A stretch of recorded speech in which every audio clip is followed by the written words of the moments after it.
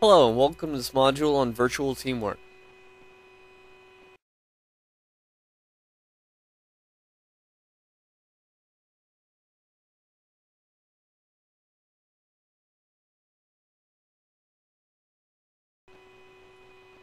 Types of teams are based on their location and their information exchange time.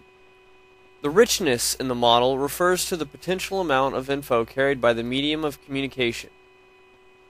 There are four possibilities exist for this information exchange: face-to-face, telephone or video conference, shift work, or email voicemail.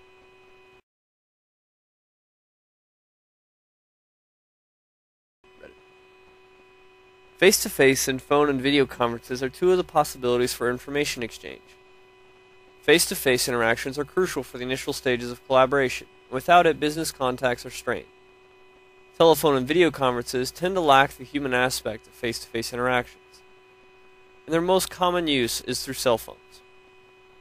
Teams that do utilize telephone and video conferences tend to communicate outside of just face-to-face, increase their team productivity overall.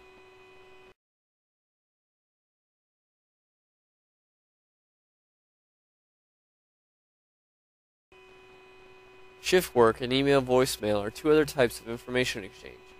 Shift work occurs when teams work together in the same place but at different times.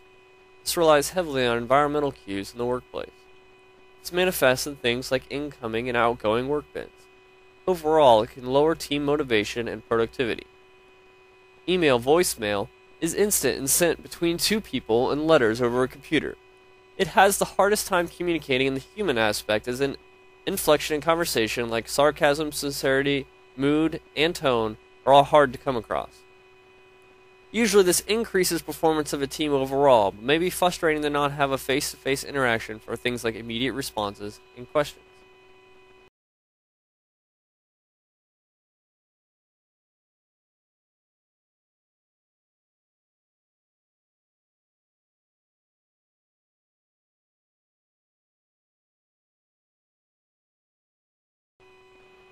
There are many advantages to virtuality. Anonymity of virtual interactions reduces inhibition and increases team member contributions. People usually conform less to societal norms and therefore are more open and sincere. People focus more on the content of the task and less on the status or power of individual team members. There is less delay of bad communication to superiors, and technology can lead to face-to-face interaction. There is also an increased time to make decisions.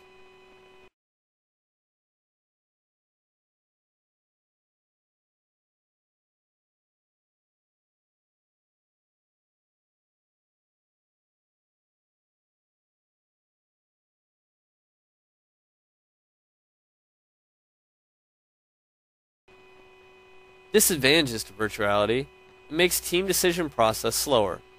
It induces information suppression, which is lowered frequency of communication than face-to-face.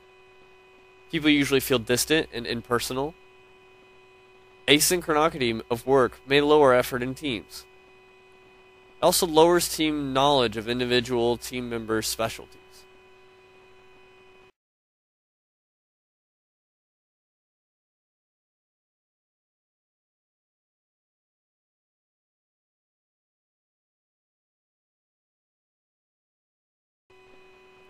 There are two types of information in teams. There's tacit knowledge, which is knowledge acquired through experience. It's hard to articulate, generally called your gut feeling. And there's codified knowledge. That's knowledge that can be written down or passed on through language.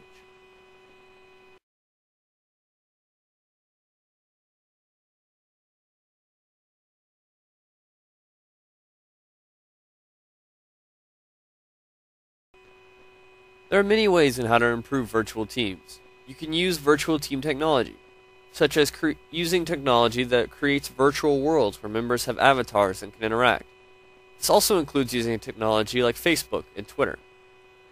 You can also increase virtual team performance by creating an initial face-to-face experience. The companies generally bring team members together for a quick meet and greet. This makes working online much easier on virtual teams. You can also create a group support system. This combines communication, computer, and decision technologies to make teams run more smoothly. An example would be when a laboratory allows scientists to work from different labs around the world as if they were in the same lab.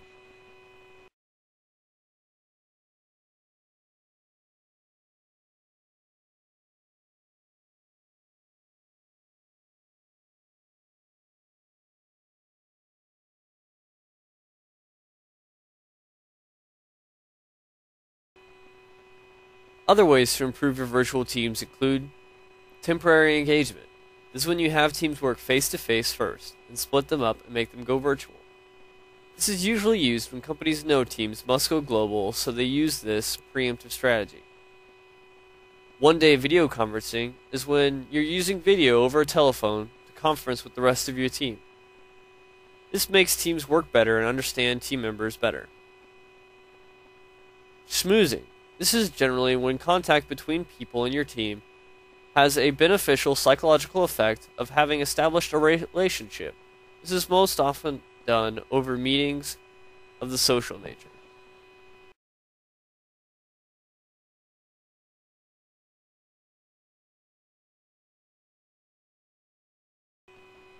The last thing you should know about when working with a virtual team is etiquette.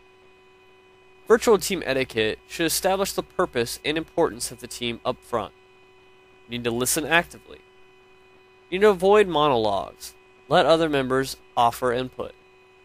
Summarize often and confirm understanding with the other members of the team. You need to agree on actions and the next step. Undercommit and overdeliver. AKA, you need to be reliable and work extra hard to build a good reputation. You need to show integrity. And lastly, you need to increase your familiarity with the rest of your virtual team.